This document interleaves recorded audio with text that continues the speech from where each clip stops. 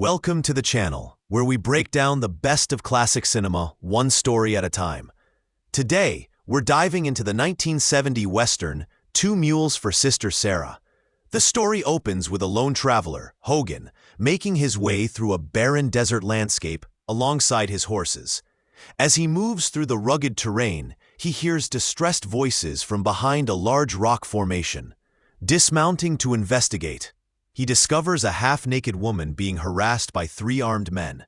The woman pleads for mercy, invoking their shared Christian faith, but they cruelly mock her. Hogan intervenes, brandishing his gun and declaring the party over. When the men jokingly invite him to join their assault, offering whiskey and saying the woman could handle all four of them, Hogan responds by shooting two of them dead. The third man grabs the woman as a shield and threatens Hogan, but Hogan lights a dynamite stick with his cigarette and tosses it. As the attacker fires in panic and attempts to flee, Hogan calmly shoots him down. With all three assailants dead, Hogan approaches, and the wary woman backs away. Unfazed, Hogan stamps out the dynamite fuse and tucks it into his pocket. Noticing her tattered state, he dryly remarks that if she stands in the sun much longer, she'll burn. She explains that the men intended to kill her, and Hogan retorts that they're no longer a concern and suggests she get dressed. As Hogan rifles through the corpses for supplies, the woman reappears, now dressed in a nun's habit. She thanks him and says she'll pray to the Virgin Mary for his protection. Startled, Hogan asks what a nun is doing alone in such a desolate region. She explains she was on a mission, relying on the sanctity of her role for safe passage, until she encountered the men while seeking food. When he offers her whiskey, she politely declines, gesturing to her attire. Spotting a mule, Hogan asks if it's hers and questions how she survived without provisions. She replies that her faith assured her the Lord would provide. Skeptical, Hogan sarcastically remarks that at least she met him. He asks her destination. She says she's headed north, while he's going south. As he prepares to leave, Sister Sara urges Hogan to help give the dead men a proper Christian burial. Hogan scoffs, asking why she'd care after what they did to her. She insists, even asking if he has a shovel. He cynically tells her the bodies will nourish the birds, part of God's creation.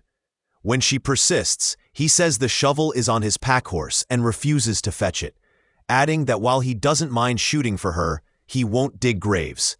Calling him stubborn, she begins the burial herself. Watching from a distance, Hogan comments on her forming blisters, to which she responds that she's endured worse. She addresses him as brother. He introduces himself as Hogan. She introduces herself as Sister Sara. Hogan jokes that if she ever tires of being a nun, she could work as a professional gravedigger. Later, Hogan offers her some beans. He notes that while the men weren't skilled fighters, one was a decent cook. Sister Sara refuses the food but asks for water. After drinking, she pours the rest over the graves as a blessing, prompting Hogan to rush in and reclaim the canteen, concerned about wasting water in the desert.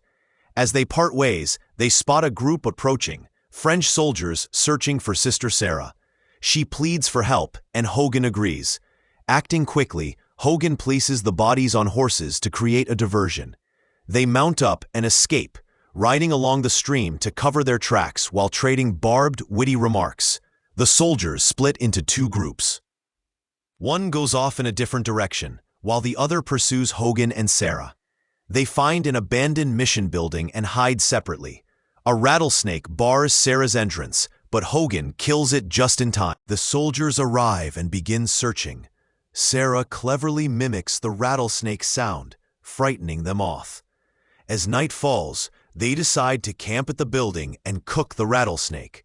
During dinner, Hogan learns that Sister Sara comes from Chihuahua, a region under French occupation. She reveals she knows the layout and behavior of the French troops, information that piques Hogan's interest. He reveals his real mission. He's a hired mercenary working with Mexican revolutionaries to raid the French treasury. If successful, he'll earn half of the spoils. When Sara mentions that July 14th is Bastille Day, a French holiday when soldiers get drunk, Hogan becomes eager to use that knowledge. Sara excuses herself, and when Hogan isn't looking, she smokes a cigarette, breaking her pious image momentarily. The next morning, Sara complains of aching from horseback riding. She playfully asks if Hogan has ever wanted a wife and family, to which he bluntly replies no, saying his only desire is money and freedom. They banter over personal wants and bodily temptations. As they pass a roadside shrine, Sara insists they pray, saying it's sinful not to. They arrive at a small village market and ask locals for directions to the French camp.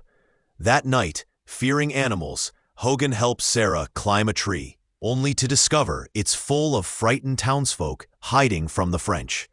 The next morning, Sara infiltrates the French camp dressed as a nun. She witnesses a man being executed in front of his family. A soldier rushes to her, begging her to pray for a dying officer.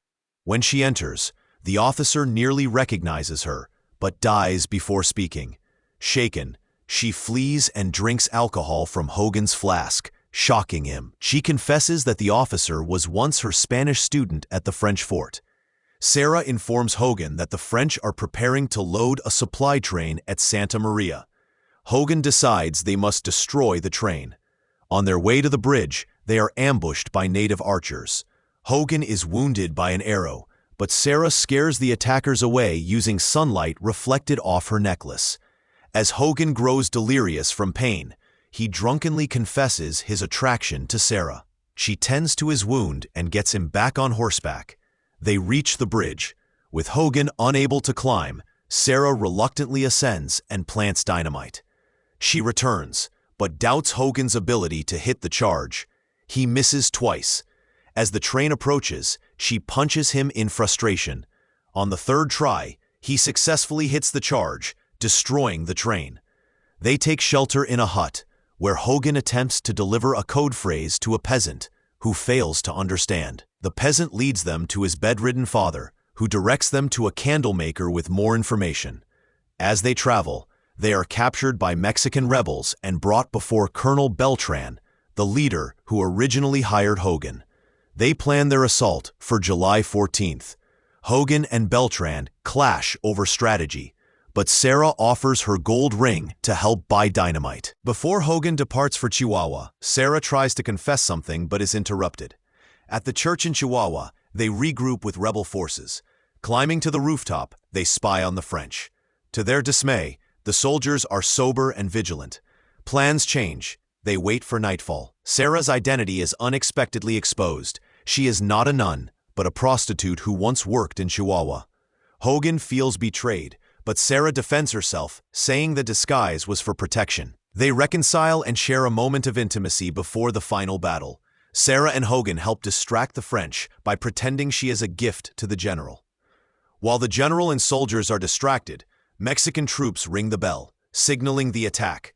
Hogan shoots the general as chaos erupts. The rebels storm the fort through the tunnel.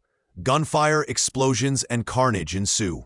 Hogan helps open the gate, allowing the rest of the Mexican forces inside. Amid the battle, he finds the French treasure and escapes with it. Later, Hogan finds Sara bathing. They finally come together as a couple. In the film's final shot, they ride off side by side, Hogan on his horse and Sara no longer dressed as a nun, confidently beside him on her mule.